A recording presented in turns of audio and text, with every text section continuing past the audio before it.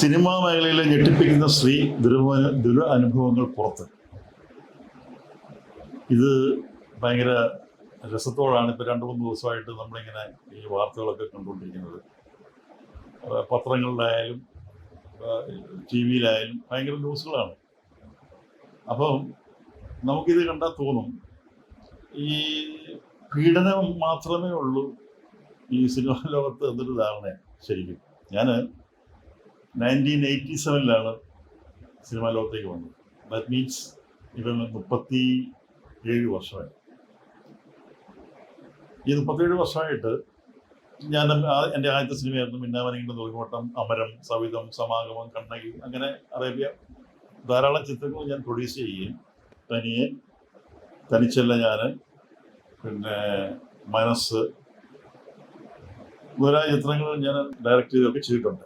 പക്ഷെ എനിക്ക് ഈ അവസരത്തിൽ പറയാനുള്ളത് അടിമുടി ചൂഷണം എന്നൊക്കെയാണ് ന്യൂസ് വരുന്നത്. മൊത്തം ചൂഷണമാണ്. സ്ത്രീകൾക്കെതിരെയുള്ള സൈബർ ആക്രമണങ്ങൾ തടയാൻ സർക്കാർ കർശന നടപടി എടുക്കണം. എനിക്കൊരു കാര്യം ചോദിക്കാനുള്ളത്, പിന്നെ നമ്മുടെ മിന്നാമിനുങ്ങിൽ എന്നോട് ആദ്യമായിട്ട് അഭിനയിക്കുന്ന ശാരദ ചേച്ചിയാണ്. വേണുവേട്ടനും ശാരദ ചേച്ചിയായിരുന്നു. ശാരദ ചേച്ചിനകത്ത് അഭിപ്രായം പറഞ്ഞിട്ടുണ്ട്, പണ്ട് ഇങ്ങനെയൊക്കെയുള്ള സംഭവങ്ങൾ ഉണ്ടായിരുന്നു വെച്ചാൽ പണ്ടും ഈ പരസ്പരം നടീനടന്മാരാണോ അല്ലെങ്കിൽ സംവിധായകരാണോ അല്ലെങ്കിൽ നിർമ്മാതാക്കളാണോ പരസ്പരം അങ്ങനെ ലൈംഗികമായി ബന്ധപ്പെടാറുണ്ടായിരുന്നു എന്നൊക്കെ പറഞ്ഞിട്ടുണ്ട്. ശരിയാണ്. ഈ ലൈംഗിക ബന്ധം എന്നൊക്കെ പറഞ്ഞാൽ അത് നമുക്ക് ഈശ്വരൻ തന്നിരിക്കുന്ന ഒരു അനുഗ്രഹമല്ലേ. ഈ ലൈംഗിക ബന്ധങ്ങളൊക്കെ ഉള്ളതുകൊണ്ടല്ലേ നമ്മൾക്ക് ലോകത്ത് ജനിച്ചത്. അപ്പം ഇതൊരു മസ്റ്റാണ് അല്ലേ. പക്ഷെങ്കിൽ അതിനെ പീഡിപ്പിക്കുക എന്ന് പറഞ്ഞാൽ ബലാത്കാരം ചെയ്യുക എന്ന് പറഞ്ഞാൽ ഇറ്റ്സ് എ റോങ് തിങ്. ഒരിക്കലും നമുക്ക് ചെയ്യാൻ പാടില്ലാത്തൊരു കാര്യമാണ്. ഇപ്പം ഞങ്ങൾ സിനിമാ കാലങ്ങളിലൊക്കെ ഈ കാലങ്ങളിലും ഞാൻ 2022 ഇപ്പം എൻ്റെ ലാസ്റ്റ് മനസ്സ് സെൻസർ ചെയ്തത്.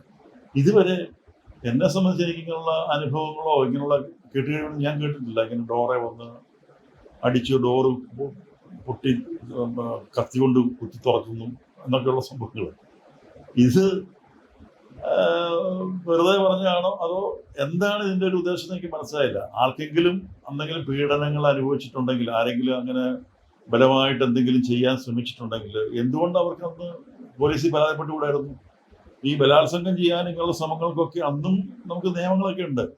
ഇന്നും നിയമങ്ങൾ ഇപ്പോൾ പറഞ്ഞിരിക്കുന്ന പുതുതായിട്ട് നിയമം കൊണ്ടുവരുന്നത് തൊഴിൽ സ്ഥലത്തെ മോശം പെരുമാറ്റത്തിന് പിന്നെ അതിക്രമങ്ങൾ തടയാൻ സർക്കാർ കർശന നടപടി എടുക്കണം എന്നൊക്കെ പറയും. ഈ നടപടികൾ അന്നും ഉണ്ട്, ഇന്നും ഉണ്ട്, എപ്പോഴും ഉണ്ട് അല്ലേ. ഇപ്പം പുരുഷന്മാർ സ്ത്രീകളെ പീഡിപ്പിക്കുകയാണെങ്കിൽ, സ്ത്രീകൾ പുരുഷന്മാരെ പീഡിപ്പിക്കുകയാണെങ്കിൽ നമ്മൾ കംപ്ലൈൻറ്റ് ചെയ്താൽ അന്ന് ആക്ഷൻ ഉണ്ടാവാനും ഇപ്പോഴല്ലത് ഉള്ളത്. അപ്പം ഇതിപ്പോൾ ഇനിയും ഇത് നമ്മുടെ പോലീസ് അത് ആക്ഷൻ എടുത്താൽ തന്നെ ഇവർ പറഞ്ഞിരിക്കുന്നത് എന്താണ്, ഞങ്ങൾക്ക് പേടിയാണ്, ഞങ്ങളുടെ കുടുംബത്തെ ആക്രമിക്കും എന്നൊക്കെ പറഞ്ഞ ഒരു ഭീഷണിപ്പെടുത്തുന്നു എന്നൊക്കെ പറഞ്ഞ സംഭവങ്ങളാണ്. അതിന് വലിയൊരു രസം എനിക്ക് തോന്നിയത്, ഒരു ഉപദ്രവിച്ച് നടിക്കൊപ്പം ഒരുമിച്ച് അഭിനയിക്കാൻ വേണ്ടി വന്ന് 17 റീടേക്കുകൾ എന്നുള്ള സാധനം. ഒരാള് അവരെ മാനസികമായിട്ട് തളർത്തിയിട്ടുണ്ടെങ്കിൽ, മാനസികമായിട്ട് പീഡിപ്പിച്ചിട്ടുണ്ടെങ്കിൽ അയാളോട് എന്തിനാണ് അഭിനയിക്കുന്നത്? ഇപ്പോൾ കട്ട് ചെയ്ത് പോരുതോ, കംപ്ലൈൻറ്റ് കൊടുക്കരുതോ, ഒരു കർണക്കുരിക്ക് അടിക്കരുതോ? എന്തിനാണ് ഈ കാര്യങ്ങളൊക്കെ 10 വർഷങ്ങൾക്ക് ശേഷം ഒരു 15 വർഷങ്ങൾക്ക് ശേഷമാണ് പറയേണ്ടത്? ഒരാളെ ദുർവിനിയോഗം ചെയ്താൽ നമ്മളപ്പം തന്നെ അല്ലേ പ്രതികരിക്കുന്നത് സാധാരണഗതിയിൽ. അപ്പം ആൾക്കാർക്ക് ബന്ധപ്പെട്ട് ഞാൻ പറഞ്ഞ ഈ ശാരീരികമായിട്ട് പരസ്പരം അല്ലെ സെക്ഷൽ ബന്ധങ്ങൾ ആണിനും പെണ്ണിനൊക്കെ ഉണ്ടാവും. അത് സ്വാഭാവികമല്ല. അത് സിനിമ ഇൻഡസ്ട്രി എന്നുള്ളതല്ല, എല്ലാ ഇൻഡസ്ട്രിയിലും ഉണ്ടാവും. ബാങ്കിൽ ഒന്നിച്ച് ജോലി ചെയ്യുന്നവർ തമ്മിൽ പ്രേമിക്കാറില്ലേ?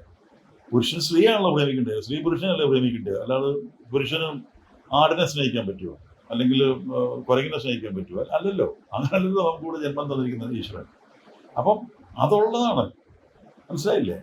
അപ്പം നമുക്ക് ഇങ്ങനെ ബലമായിട്ട് പീഡിപ്പിക്കാൻ ശ്രമിച്ചു എന്ന് പറഞ്ഞാൽ തെറ്റ് തന്നെയാണ്, 100% തെറ്റാണ്. എനിക്ക് തോന്നുന്നില്ല അങ്ങനെയുള്ള ആൾക്കാർ എത്ര പെർസെൻറ്റേജ് ഇൻഡസ്ട്രിയിൽ ഉണ്ടെന്നുള്ളത്. ഇപ്പം ഈ കാടടച്ച് വെടിവെക്കാന്നൊക്കെ പറഞ്ഞില്ലേ, ആൾക്കാരിപ്പം നമ്മളെയൊക്കെ കാണുമ്പോൾ ഇങ്ങനെ നോക്കുമ്പോൾ നമ്മളൊക്കെ തെറ്റിദ്ധരിക്കുക. ഇപ്പം ഇവരെ എന്തുദ്ദേശം നമ്മളെ ഇങ്ങനെ നോക്കുന്നുള്ളത്. ഇപ്പം എൻ്റെ സിനിമയിലാണെങ്കിൽ എത്രയോ സ്ത്രീകൾക്ക് നാഷണൽ അവാർഡ്, സ്റ്റേറ്റ് അവാർഡൊക്കെ കിട്ടി. കൽപ്പനയ്ക്ക് കിട്ടി, ലക്ഷ്മി മോഹനസ്വാമിക്ക് കിട്ടി, ശാരദ ചേച്ചിക്ക് കിട്ടി, ഇള ചേച്ചിക്ക് നാഷണൽ അവാർഡ് കിട്ടി. അതുപോലെ തന്നെ ശാന്തി കൃഷ്ണ സവിതത്തിനകത്ത്, പിന്നെ ചിത്രയ്ക്ക് നല്ല പാടിന അവാർഡ്, എത്രയോ സ്ത്രീകൾക്ക്, ലക്ഷ്മി മോഹനസ്വാമിക്ക് തനിച്ചല്ല അതിനകത്ത്, കൽപ്പനയ്ക്ക്. അപ്പം നമ്മളൊക്കെ അവരോടുള്ള ജീവിച്ചിരിക്കുന്നവരോടുള്ള സ്നേഹം മരിക്കുമ്പോഴും ജീവിച്ചിരിക്കുമ്പോഴും ഒക്കെ ഞങ്ങളൊക്കെ എന്ത് സ്നേഹമായിരുന്നു പരസ്പരം അങ്ങോട്ടും ഇങ്ങോട്ടും ഒക്കെ. അത് നിങ്ങൾ വിചാരിക്കുന്ന രീതിയിലുള്ള ഇത് റിലേഷൻഷിപ്പ് അല്ലത്. ഇത് ശരിക്കും പറഞ്ഞാൽ നമ്മൾക്ക് കലയ്ക്ക് വേണ്ടി എൻ്റെ ഒരു 25-ാമത്തെ 26-ാമത്തെ വയസ്സിൽ തുടങ്ങിയതാണ് സിനിമാ ജീവിതം എന്ന് പറഞ്ഞത്. ഇപ്പം നമുക്ക് സീനിയർ സിറ്റിസൺ പ്രായം കഴിഞ്ഞു. അപ്പോൾ ഞങ്ങളുടെ ലൈഫിൽ ജീവിതം മൊത്തം നമ്മൾ ഹോമിച്ചത് സിനിമയ്ക്ക് വേണ്ടിയായിരുന്നു.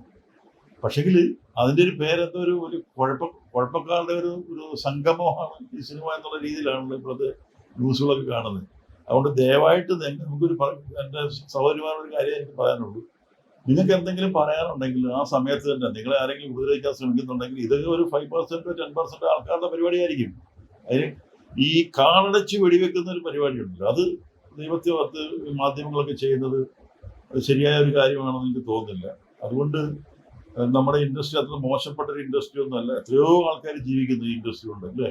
എത്ര പേർക്ക് നമ്മുടെ സർക്കാർ അല്ലെങ്കിൽ ബാങ്ക് അങ്ങനെ ലോൺ തന്നിട്ടോ അല്ലെങ്കിൽ അതുകൊണ്ടൊന്നും അല്ല ഇത് എക്സിസ്റ്റ് ചെയ്യുന്നത്. ഇത് ശരിക്കും പ്രൊഡ്യൂസേഴ്സ് പൈസ ഇൻവെസ്റ്റ് ചെയ്തിട്ട് തന്നെയാണ് ഈ സിനിമ നിലനിൽക്കുന്നത്. അപ്പം നമുക്ക് എന്താ വേണ്ടത്? ഇവിടെ പ്രൊഡ്യൂസേഴ്സ് ഉണ്ടെങ്കിൽ എത്രയോ പാവങ്ങൾ ജീവിക്കുന്നു നമ്മുടെ ഈ സിനിമയോടെ നിന്നിട്ട്. അതൊന്നും കാണാണ്ട് വെറുതെ ഇങ്ങനെ എന്തെങ്കിലുമൊക്കെ പറഞ്ഞിട്ട് ഇതൊരു തല്ലിപ്പൊളി ഇൻഡസ്ട്രി ആണെന്നും ഇതൊരു കലയാണിത്. ഈ സാധനം ഈ കലാകാരന്മാരുടെ ഒരു കൂട്ടായ്മയാണിത്. ഇതിനെങ്ങനെ തള്ളിപ്പറയരുത്. ആരെയും കാവാലികന്മാർ 5-10% എവിടെയെങ്കിലും ഉണ്ടെന്ന് പറഞ്ഞിട്ട് നിങ്ങൾ ഇതിനെ തള്ളിപ്പറയാൻ ശ്രമിക്കരുത്. അതുകൊണ്ട് നിങ്ങളെ ആരെങ്കിലും ഉപദ്രവിക്കുകയോ അല്ലെങ്കിൽ എന്തെങ്കിലും ചെയ്യുകയോ അല്ലെങ്കിൽ പിന്നെ കഥയെ പൊട്ടിത്തുറക്കാൻ ശ്രമിക്കുകയോ ഒക്കെ ചെയ്താൽ നിങ്ങൾ അപ്പം തന്നെ റിയാക്ട് ചെയ്യുക. അവനെ ചെരിപ്പൂരി അടി കൊടുക്കുക. അല്ലെങ്കിൽ അപ്പം തന്നെ നിങ്ങൾക്ക് ബഹളം വെച്ചോ അല്ലെങ്കിൽ അയാളുടെയും ശല്യം ചെയ്യാൻ ശ്രമിക്കുമെന്ന് പറഞ്ഞാൽ പറയാം. അപ്പം അങ്ങനൊന്നും ഉണ്ടാവില്ല. ഇതിപ്പോൾ പരസ്പരം അങ്ങോട്ടും ഇങ്ങോട്ടും പോലെ ധാരണയുണ്ടായിട്ട് അങ്ങനെ ഒരു ബന്ധങ്ങളിലേക്ക് പോയാൽ നമുക്ക് ഇവിടെ ഒന്നും പറയാൻ പറ്റില്ല. കാരണം വെച്ചാൽ നമുക്ക് നിയമപരമായിട്ട് എല്ലാ പ്രായപൂർത്തിയായവർ പരസ്പരം അങ്ങോട്ടും ലൈംഗിക ബന്ധത്തിൽ ഏർപ്പെടാനുള്ള നിയമമൊക്കെ ഉണ്ട് ഇവിടെ.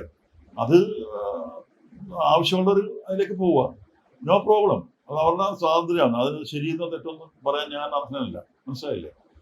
എനിക്ക് വീണ്ടും പറയാനുള്ള ഈ സെക്ഷൽ റിലേഷൻഷിപ്പ് കൊണ്ടാണ് നമ്മളൊക്കെ ഈ ലോകത്തുണ്ടായത് അല്ലേ. അപ്പോൾ അതൊരു തെറ്റായ കാര്യമല്ലത്. പിന്നെ ബലമായിട്ട് നിങ്ങളെ പിടിക്കാൻ ശ്രമിക്കുകയും അല്ലെങ്കിൽ ഉപദ്രവിക്കാൻ ശ്രമിക്കുകയൊക്കെ ചെയ്യുന്നത് അത് ബലാത്സംഗം തന്നെയാണ്. അത് അപ്പം തന്നെ റിയാക്ട് ചെയ്യുകയും പറയുകയും ചെയ്യേണ്ടത് നിങ്ങളുടെ ജോലിയാണ്.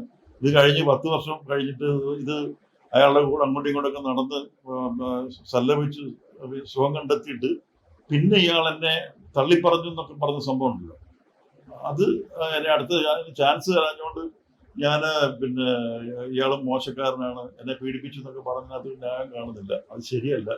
അതുകൊണ്ട് ഇപ്പോഴത്തെ ലേറ്റസ്റ്റ് ജനറേഷൻ പിള്ളേരോട് അവരോട് കുറച്ചുകൂടെ എനിക്ക് തോന്നുന്നു കുറച്ച് ഫ്ലെക്സിബിൾ ആണെന്ന് തോന്നുന്നു. അവരൊക്കെ അവരുടെ രീതികളൊക്കെ അവർക്കറിയാം കാര്യങ്ങളൊക്കെ.